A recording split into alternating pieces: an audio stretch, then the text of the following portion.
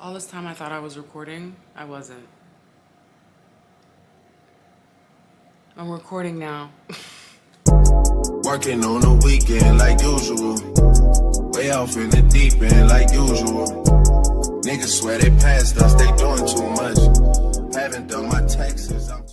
Anyway, this is gonna be a mukbang. Mukbang? How do you say it? I don't know. But I got some Chinese food. I cannot believe I wasn't recording. Okay, again. Wonton soup.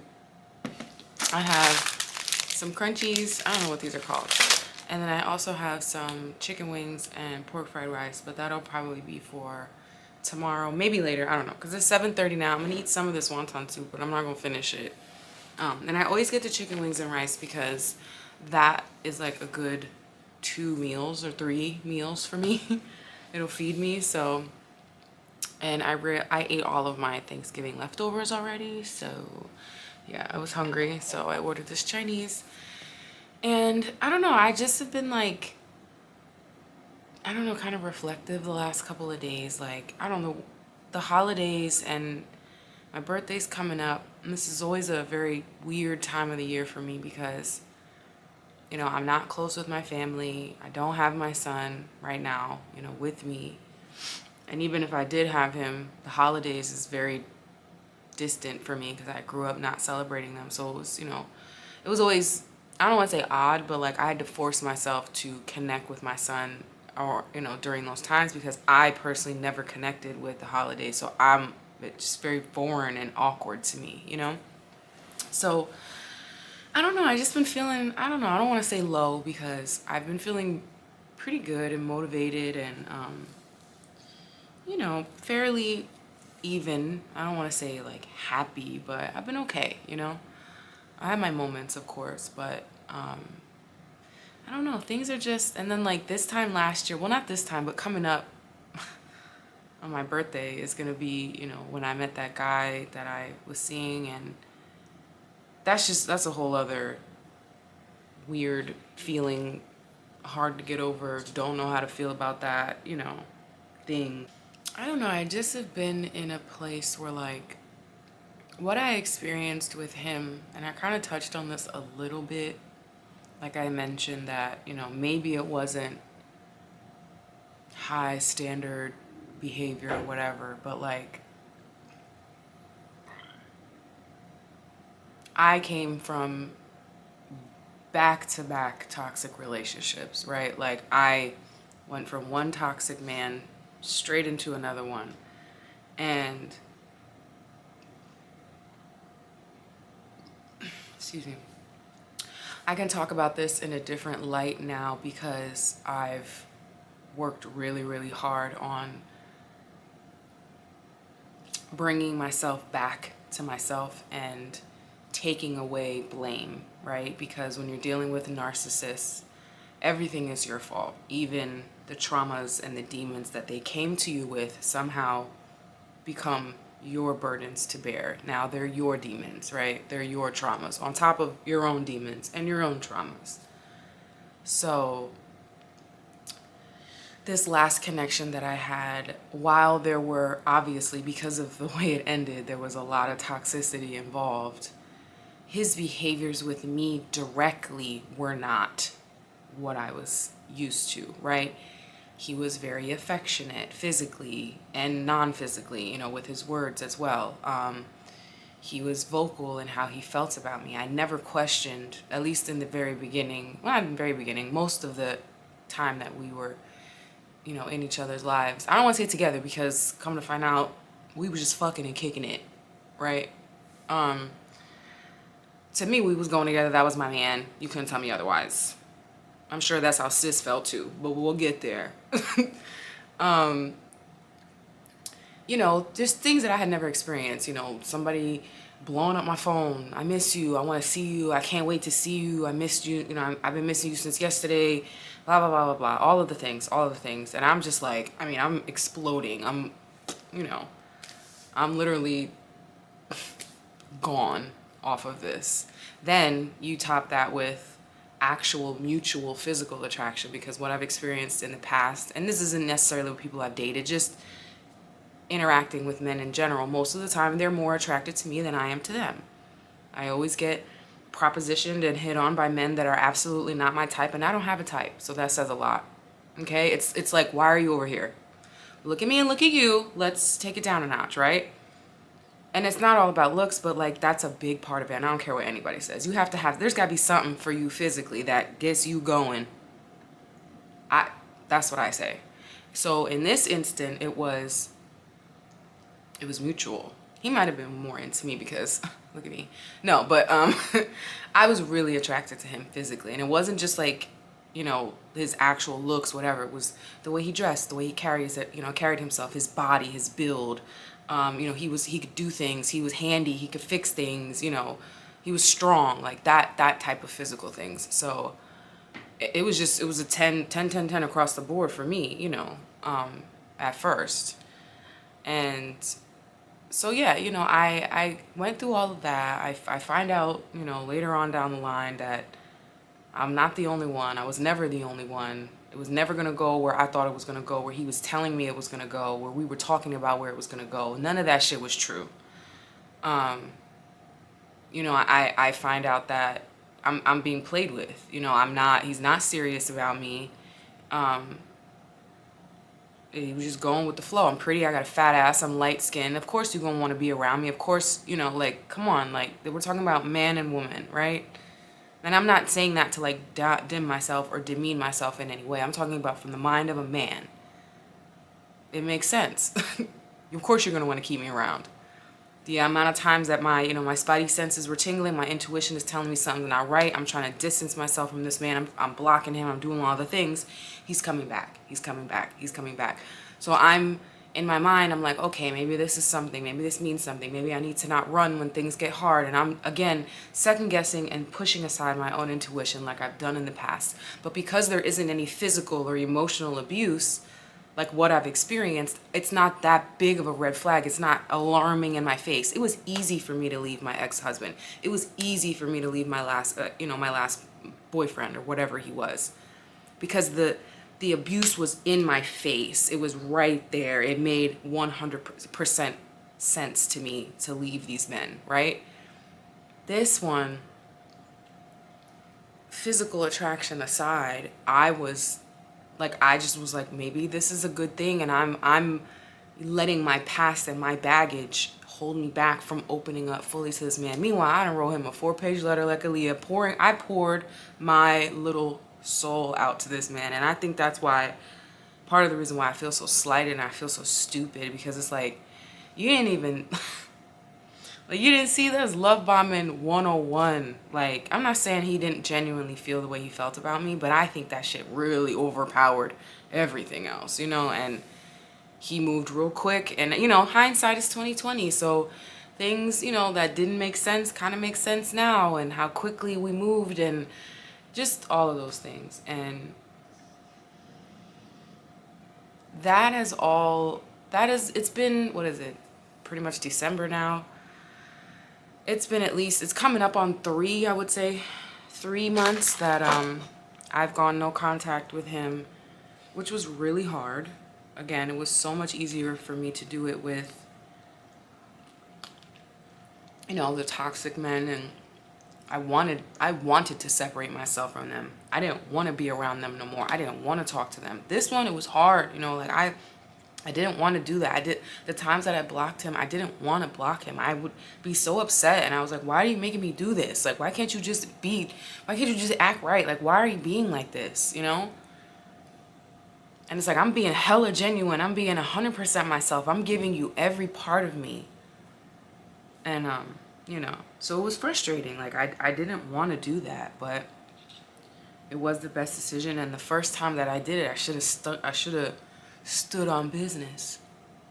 And I didn't. I fell for the okie doke, the I'm sorry, I miss you, I need you, all those things. And this is somebody that I was spending every day with this man. I was with his family. I was laying in his bed with mom waking us up in the morning. I'm in his bed. Like, I didn't want to not be around him, and he would tell me, I love being around you, I want you around, blah blah blah blah blah. And it's like, then how can you ghost me? How can you go days without talking to me? Like, it was those things. So my whole turn around, you know, the reason I'm coming full circle to say what I'm trying to say is, it's put me in a little bit of a, you know, I feel a little hopeless about finding a genuine connection with someone. And, you know, I'm in therapy. I've been in therapy consistently for the last, since I've been at Starbucks, so since April. So it's a pretty good amount of time to be, you know, working on myself. And really, I'm really over here doing the work, like, for real, for real. Like, I really want to find my person. I really want to be a wife again. I really want to be a mom again, you know. So, but I feel really like, I just feel like it's not gonna happen. And I try not to be negative, and I try not to be, you know, because words are so powerful, and, you know, your thoughts are so powerful, and what you think will become your reality. And if I tell myself,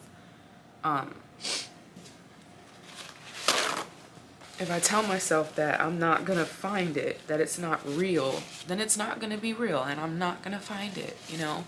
So it's this constant battle, it's this constant tug of war. I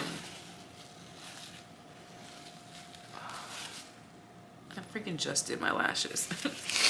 It's a constant back and forth between, it's never gonna happen, and it's gonna happen, Lisa. Stay faithful, you know, keep doing the work. I've been alone for so long, and this is like in culmination, like before him and now after him, right? Like, because before I met him, I had just gotten out of my toxic relationship, moved back here to the East Coast, you know, living with my friend. Things are not going the way I want them to go in my life. And in reality, I probably shouldn't have been messing with him. But he came out of nowhere. I was not in a position, I was not placing myself to meet a man. I hate men. I'm still like that. We make the best girlfriends and wives. Those of us that hate men, do your research. You know, so I was just, I've said this story before. I was just out. It was my birthday. I was having a good time. You know, I got stood up by my friend. We were supposed to go have dinner. She stood me the fuck up. My other friend, Brooke, came through. She was like, let's go out. I'm going to take you out for a drink. We're gonna make something out of this night. And Brooke, if you watch this, you know I love you. Like, that night goes down in history. Like, that's my girl. So it was very, like, random, you know, and it was giving, he wanted to take me to dinner. I'm going to go to dinner. Of course I want to get cute and go out with a nice, you know, a guy that I'm attracted to. He's fine. He got a nice car. He smelled good. Yeah, let's go eat, babe. Let's go. I didn't think that I was going to fucking fall head over heels for this man. So, I know, though, now, after experiencing that the love that I'm capable of giving, I don't know why I keep getting emotional. I'm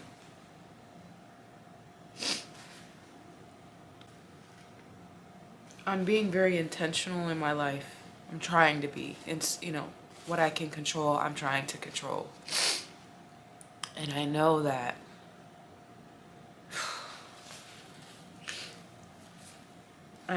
if given the opportunity again, I'm gonna kill it as far as being a partner to somebody, being a wife, being a mom. Like, all of the lessons that I've learned,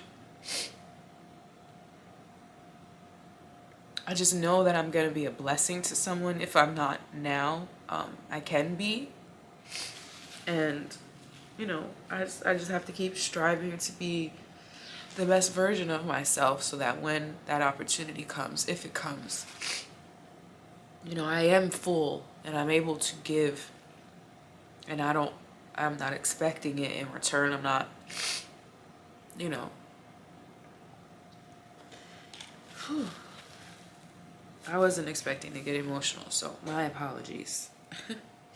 I'm like off my period too, like it just ended, so I'm like, what's the tears about? Anyway.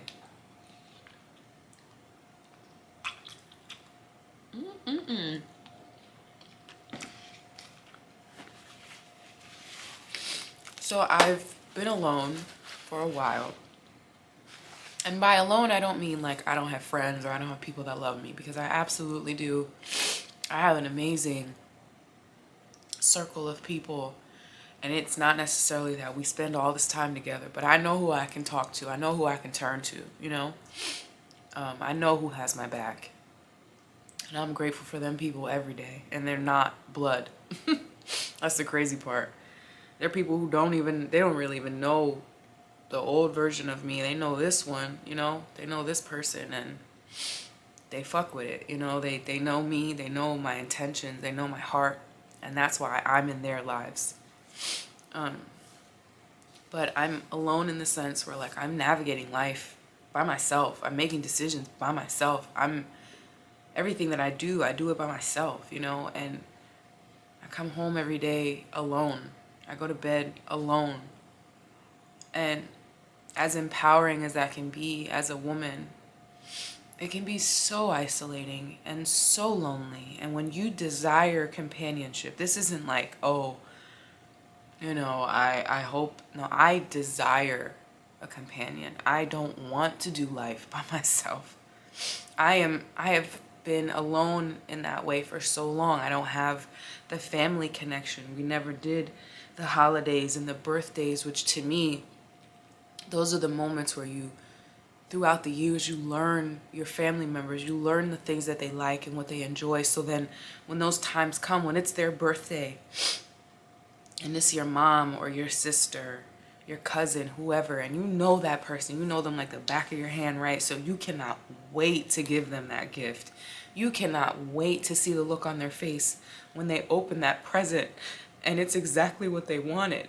That to me is the sole reason behind holidays. It's not materialism or pagan fucking rituals in the Bible. It's about family. It's about being close. It's about giving. And I never had that. So like I've had to force myself. I have to, you know, force that out of me. And all of that in turn, you know, cause I feel isolated, you know, I feel, you know, I'm always the one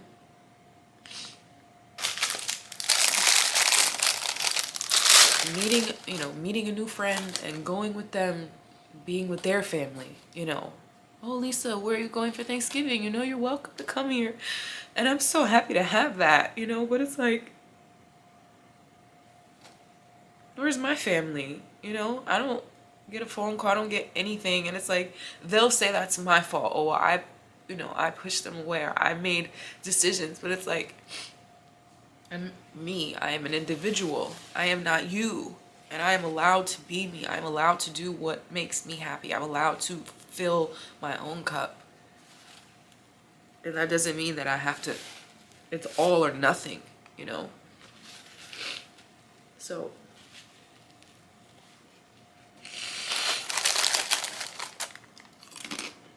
I cannot believe I'm crying like this.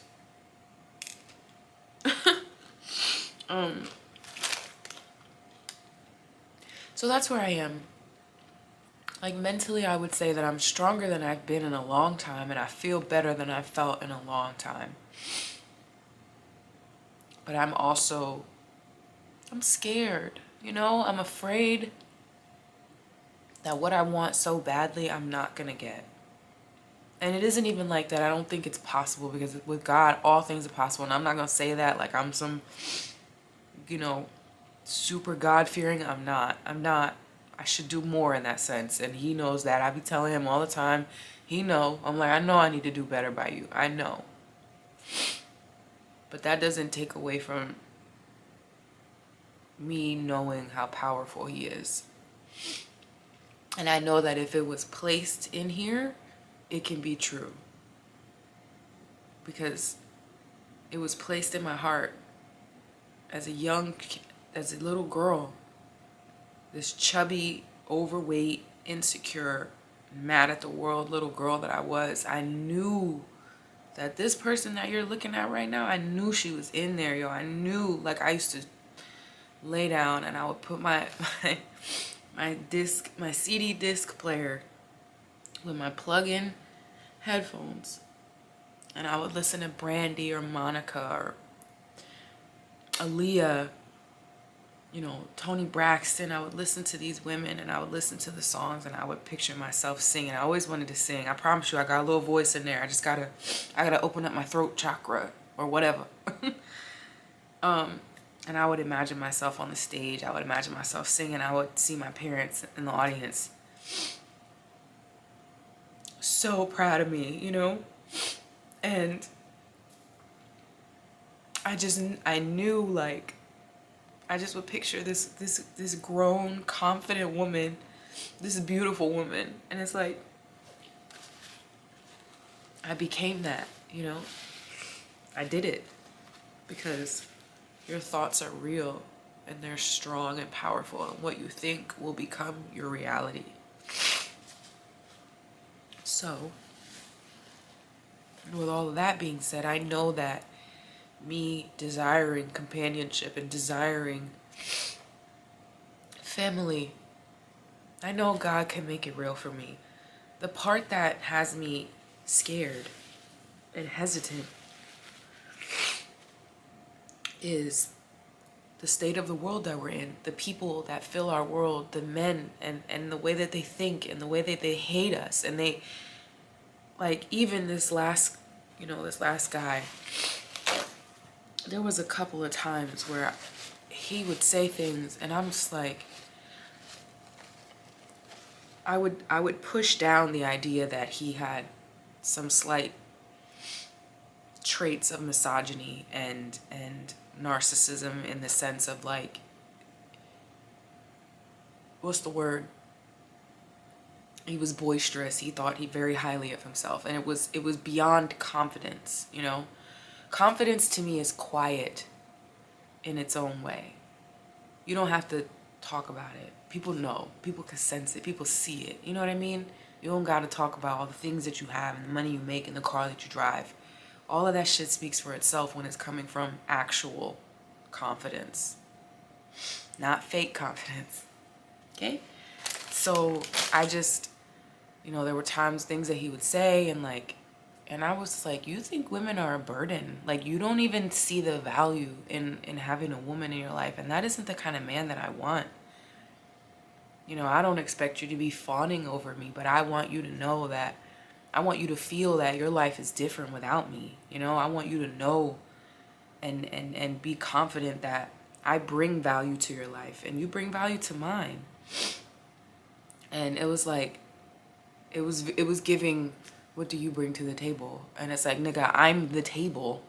I am the table. Like, and I don't even, like, I'm not even, like, on that Lori Harvey shit where you're the prize. Yeah, we are the prize, but a man can also be the prize. We are presents to each other. You are a gift and I am a gift.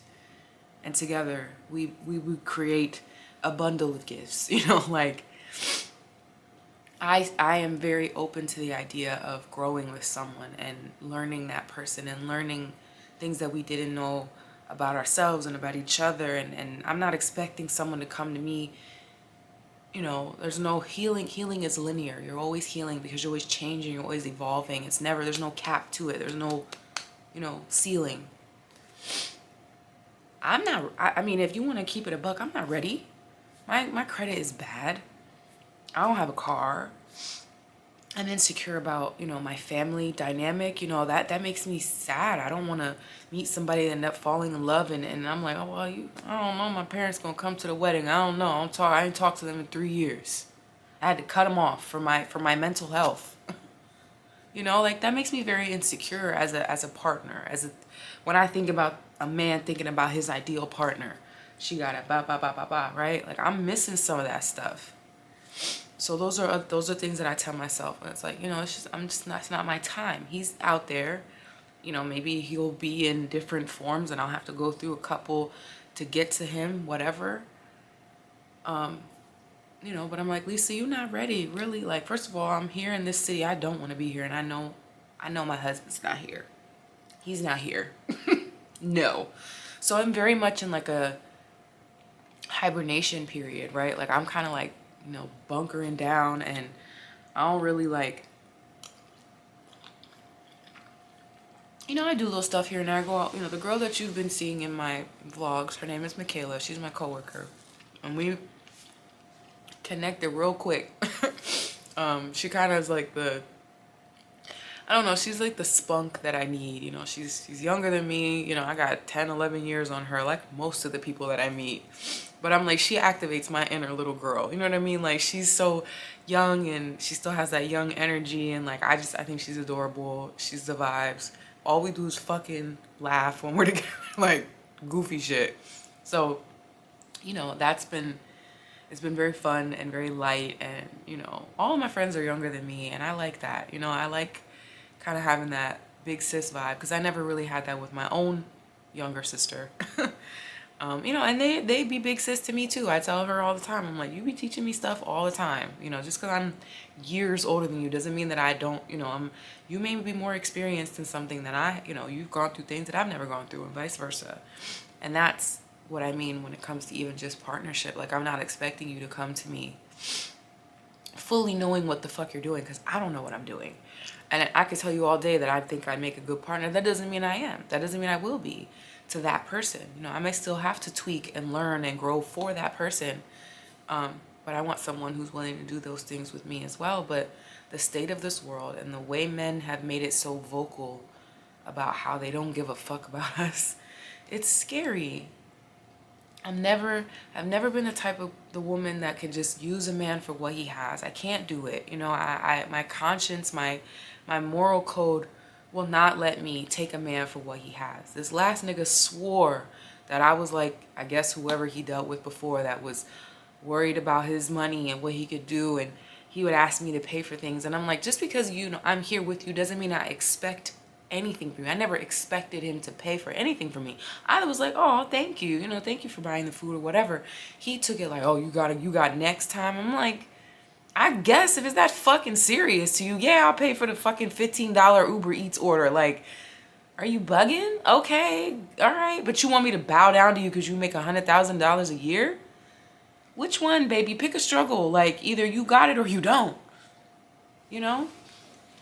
And like, I'm not a bragging type of person. I've never been, but I'd be like, yo, calm that shit down. Like, don't nobody care about that because that shit could be swept out from under your feet in the blink of an eye. You wake up tomorrow and get hit by a damn bus. You ain't climbing on no roof and fixing nothing. What you gonna do then? You know? But that's, you know, that's, I can't expect everybody to think like me. I can't expect you to see things the way that I see things. And I gotta work on that. I gotta stop thinking that people are as sound-minded as I am. Common sense ain't common.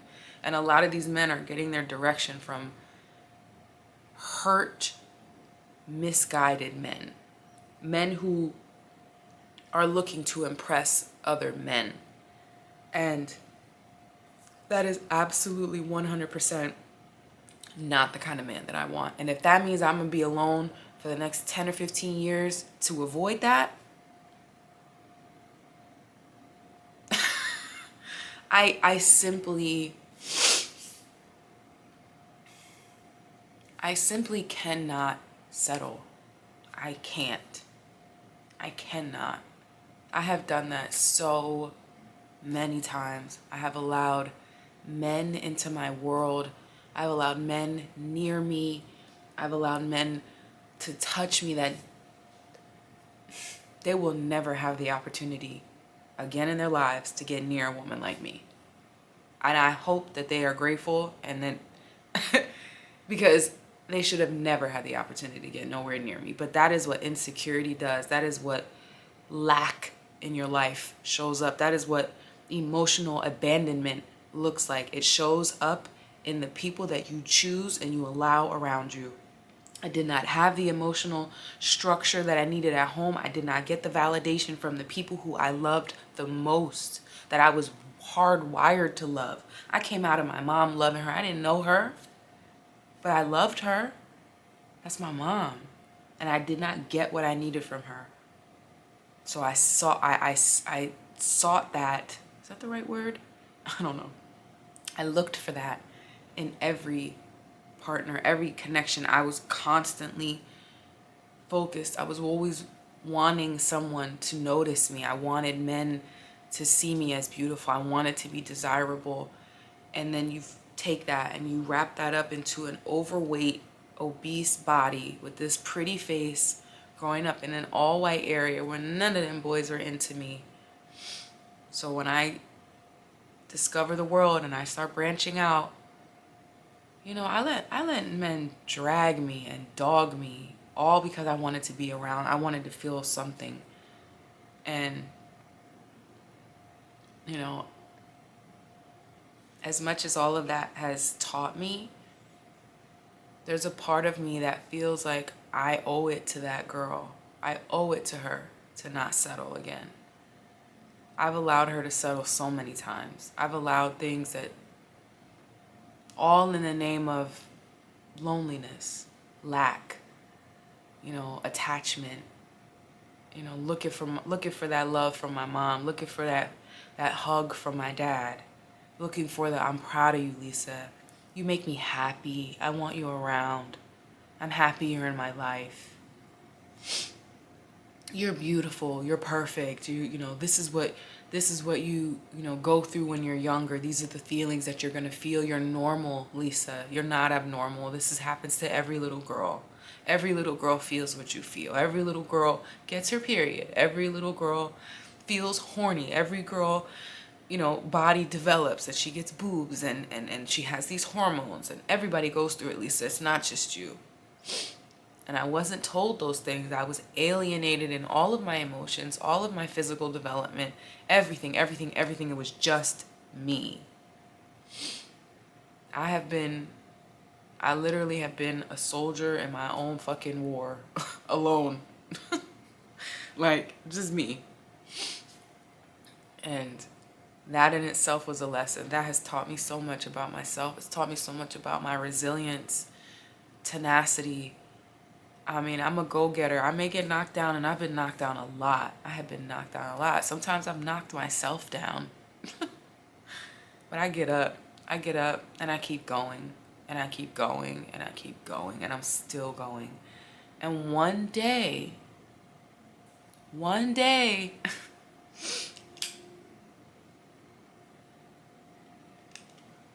this shit's gonna pay off, you know? It has paid off in so many ways. You know, I have removed myself from, like, actual abusers. You know, like, my ex-husband he is an abuser.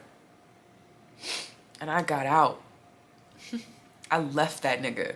And this last one, I left that nigga too. Ask about me. You will get left. And I never went back to neither of them.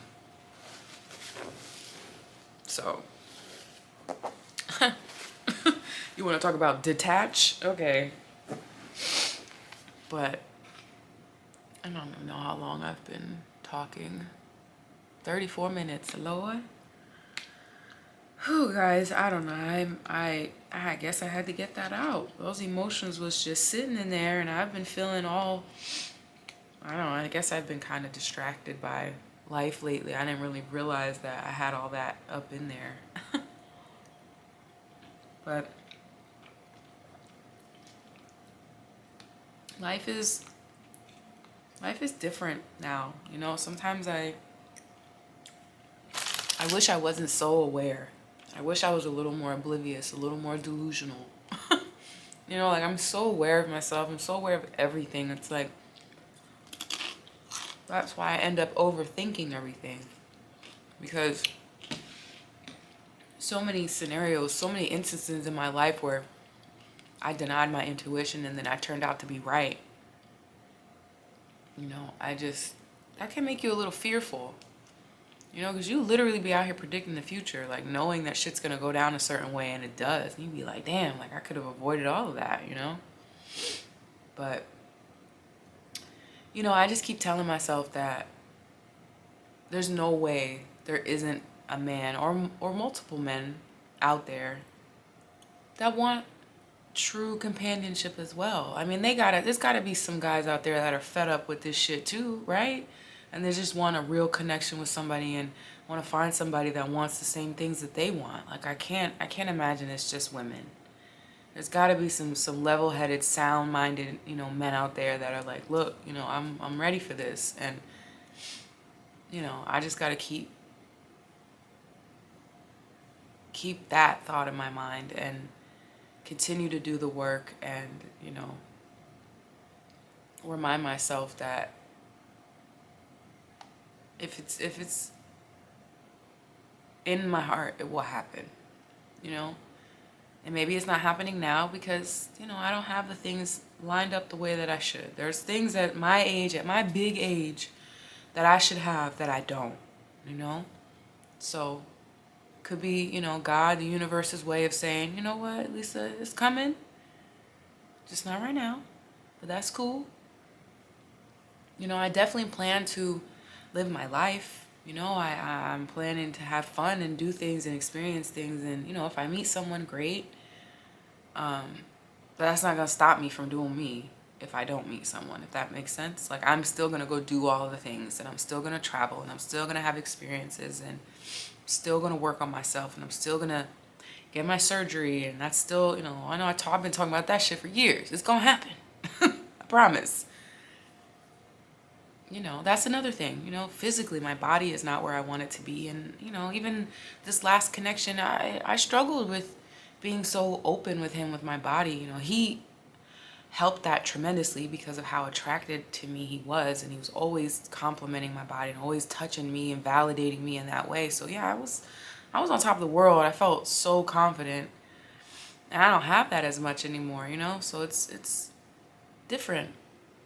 And, even just like, people be like, oh, Lisa, you need to go, go have some fun, go meet you a little, a little slimmy, whatever, do you. And I could, absolutely. But I can't bring myself to just, give my body like that. I mean, not saying like that. Like, I'll go out, I'll do it. But I mean, physically, like the way my body looks, it holds me back. I have the confidence as a grown woman to look at it, to see a man from across the room and be like, it's gonna be me and you, okay? I'll do that, but then I'd be like, I'm scary. I'm only gonna take it so far. Like, I'm not taking off my clothes. So sorry, I was joking. Oh man, but I'm in a weird place where like I want someone, and I want someone, but I'm also like loving being alone. I'm loving my space. I'm loving my alone time. Learning to sit with myself has been probably the best thing I could have did. And actually my last ex really catapulted that journey for me, because he would literally leave me alone for days, wouldn't speak to me, I wouldn't see him. So I actually like was forced to learn to sit with myself, and it was the best thing that ever happened to me. Like, I started occupying my own time and being my own fucking world. When he was around, I was still, so I think that's what really like was the catalyst to me leaving him and staying gone, because I'd left a couple of times, but I would always come back. There was always something that would happen, and he's the only person that I had to lean on at the time, so I had to go back, that type of thing. But like, once I was like, I don't even want to be around you, like, this is torture just being in the same room as you. That was what fueled me to really get up out of there. That and him slapping me dead across my face, obviously. That's not okay in any, I'm not laughing. It's not funny. It wasn't funny. I'm just saying that was really the biggest reason why, But that was the cherry on top of the sundae, But that's it. I think I'm done rambling. My soup is cold now. No, it's not. It's not cold. But it is 8:06 right now. I'm gonna finish my soup. I'm watching Sex and the City for the millionth time. I've watched all of these episodes. Actually, I'm about to watch YouTube. I think Manny and Laura Lee have a new podcast episode. I love their podcast. But I appreciate you guys if you stood here and listened to this whole video and went through all those emotions with me. I appreciate you. I'm gonna finish my soup, and I hope you guys all had a wonderful Thanksgiving, and I will see you in the next video. Say my day's the number, but I keep waking up. No, you see my text, baby, please say something. Why am I